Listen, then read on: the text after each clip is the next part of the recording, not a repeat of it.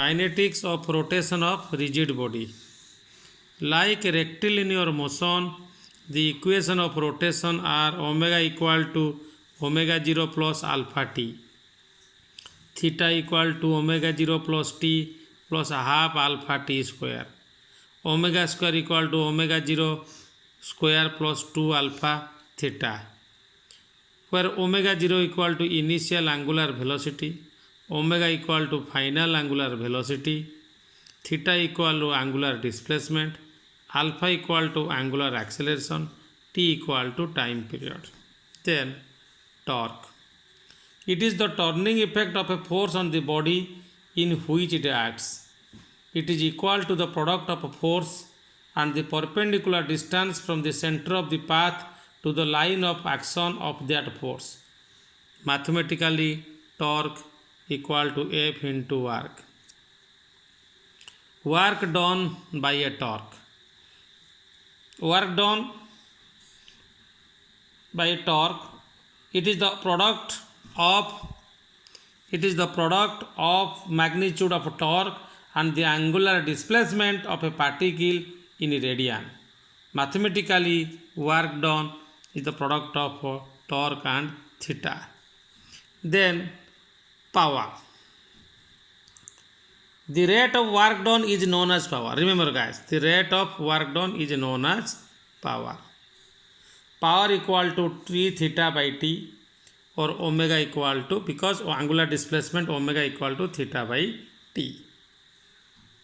Then angular momentum. It is the total motion possessed by a body when it rotates with an angular velocity omega. This is called angular momentum. Mathematically, momentum equal to I into omega, where I equal to mass moment of inertia, the unit of I equal to kg into meter squares. Then, so guys, this is all about torque, work done by torque, power, angular momentum. Then I will discuss with Newton's laws of rotations. We all know Newton's first law, second law, third law, but all the laws are related to the translational motion or rectilinear motions. But today we will discuss about Newton's laws of rotations. So just like rectilinear motion, there are three laws of Newton's: first law, second law, and third laws. So what is first law?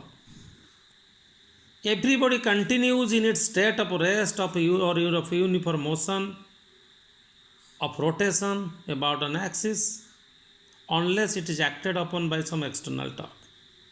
This is called Newton's first law, guys. This is all about Newton's first law. Then I will discuss the second law and third law. Newton's second law means the rate of change of angular momentum of a body is directly proportional to the impressed torque and takes place in the same direction in which the torque acts. This is Newton's second law. Then Newton's third law.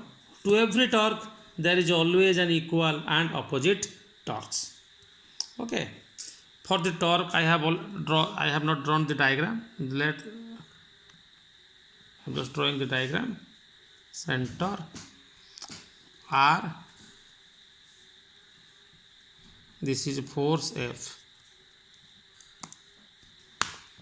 So this is Newton's first law. Then I will talk with Newton's second law. You see Newton's second law. I have written. You just look into it. The rate of change of angular momentum of a body is directly proportional to the impressed torque and takes place in the same direction in which the torque acts. This is Newton's second law. And then Newton's third law. To every torque, there is always an equal and opposite torques. Then torque and angular accelerations. You see, According to second law, summation of T equal to I into alpha, where summation of T equal to the total torque acting on a rotating body, where I equal to mass moment of inertia, alpha equal to angular accelerations. Then motion of a body tied to a string and passing over a pulley. So this is a pulley having mass m. This is a small rigid body having mass small m.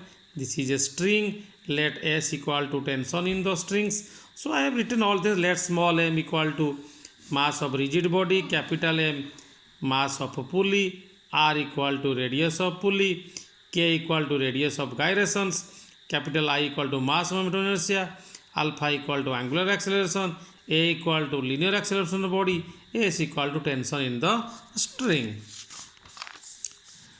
Then the net force acting along the direction of acceleration of mass m equal to summation of F equal to summation ma, so or mg minus s equal to ma. This is equation 1. The net torque acting along the direction of rotation of a pulley equal to torque equal to I alpha, where T equal to S into R, S equal to tension in the string, R equal to radius of the pulley. Substituting the value of T, SR equal to I into alpha.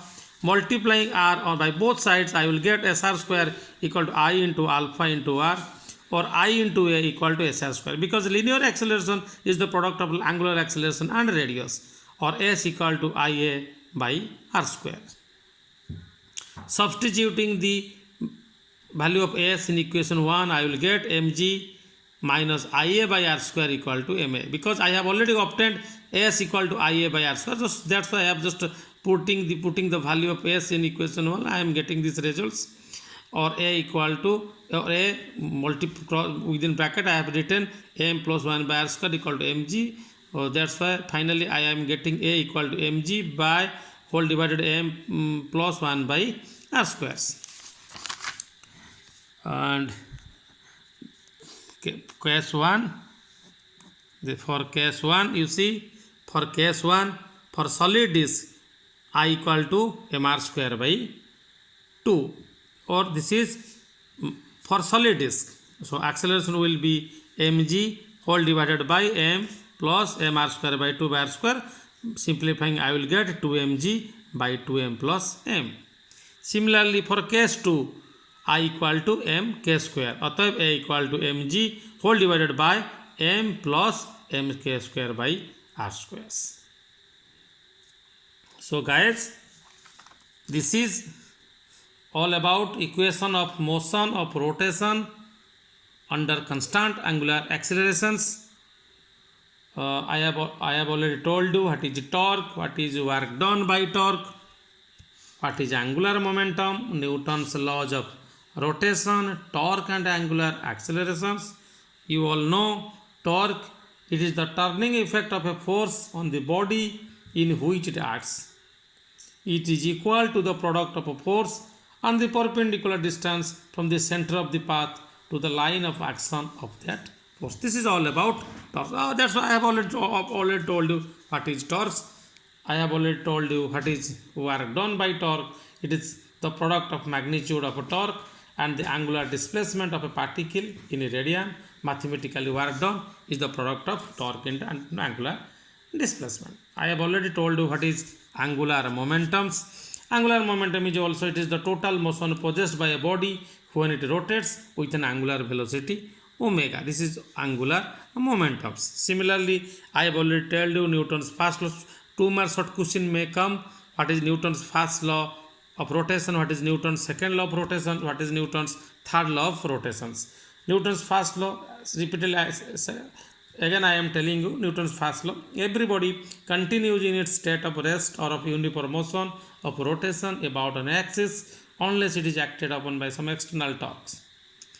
And then second law, the rate of change of angular momentum of a body is directly proportional to the impressed torque and it takes place in the same direction in which the torque acts. And finally the third law, to every torque there is always an equal and opposite torques. Okay, thank you guys.